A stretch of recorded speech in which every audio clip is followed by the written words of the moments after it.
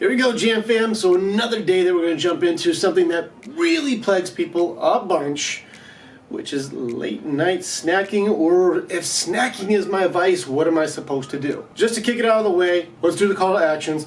Share stuff, click on stuff, join stuff, subscribe to stuff. At justamileinday.com. That's the wrong eye. You know the drill. So people are always getting on me like, when am I supposed to eat? I love to snack. I get caught up at nighttime after a long day. I just want to grab something to make me feel good, and then I go to sleep.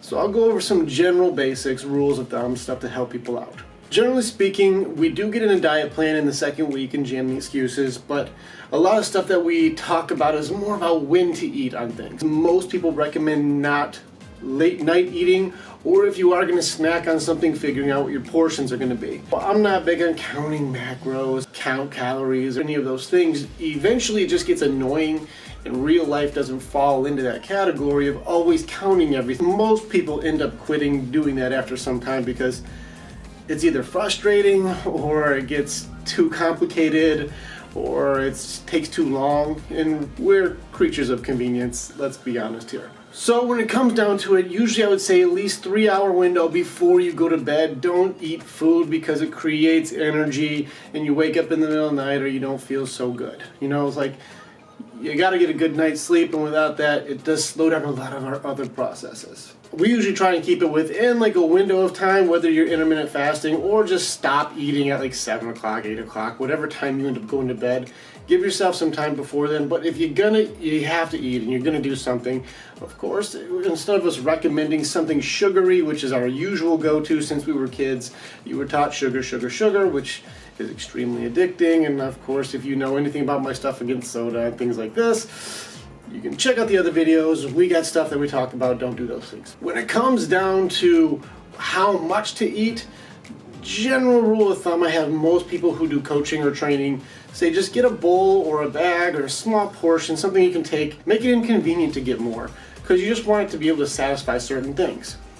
As far as sugars or chocolate and things like this that are also really good to snack on, you like to eat those things.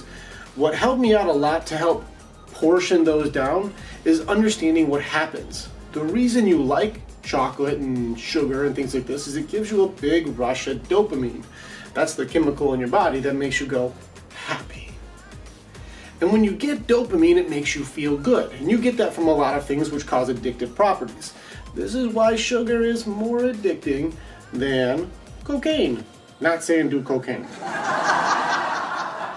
What I am saying is understand the properties of what this monster does, because it can make it so it gets really tricky on your body. It'll make you feel worse in the long run, but feel good in the short run. It's a very complicated feelings that we go through. We've had this since kids. Everything from our juices to our soda to our treats to our cereal to our general desserts and our food, the things that we would consider would be some sort of a reward system, generally makes us feel worse later, or causes obesity, or makes our body not break down things very well. It gets tough. So I recommend not doing those things and keeping it to where something that if you want something that's got a natural sweetness, go to a fruit or something that satisfies that snacking craving. If you're going a carb route, don't do it before you go to bed. So if you're gonna eat like Cheez-Its or chips or something like that, that's where you decide to go. Just portion it out so you don't eat the whole bag.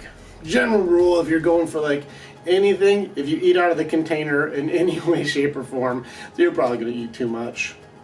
So don't do that. Give yourself a portion, that's all you eat. Whether it's a small bowl or whatever it is, at least give yourself some sort of limit, and it makes life way easier when it comes to that. So when to eat has become more important than necessarily what to eat, and how to eat is more important than what to eat. I believe everything in moderation, everything in balance, that makes it easier for us to sustain a lifestyle that if you're out with friends, or if you have a birthday party, or if you have a life event, you're not stuck trying to count calories and macros and getting on a calculator because you want to have a cupcake or something. Whatever your life choices are, just understand that moderation will be better. I guess this is a longer video than I meant it to be.